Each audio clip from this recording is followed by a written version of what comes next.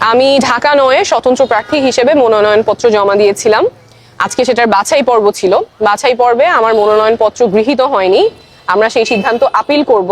আপিলের প্রক্রিয়া আমরা ইতিমধ্যেই শুরু করে দিয়েছি।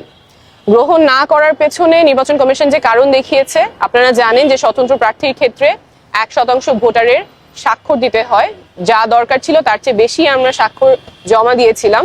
সেখান থেকে তারা ১০ জনের তথ্য ভেরিফাই করতে গিয়েছেন, ১০ জনেরই সত্যতা তারা খুঁজে পেয়েছেন, কিন্তু এই ১০ জনের মধ্যে ২ জনের ক্ষেত্রে তারা দেখেছেন তারা ঢাকা ৯-এর ভোটার না, এবং এই ২ জনেরই জানার কোনো উপায় ছিল না তারা ঢাকা ৯-এর ভোটার না। তারা জানতেন যে তারা ঢাকা ৯-এর ভোটার। একজনের পকেটে যে এনআইডি কার্ড ছিল, সেই এনআইডি কার্ডের ঠিকানা অনুযায়ী উনি ঢাকা ৯-এর ভোটার।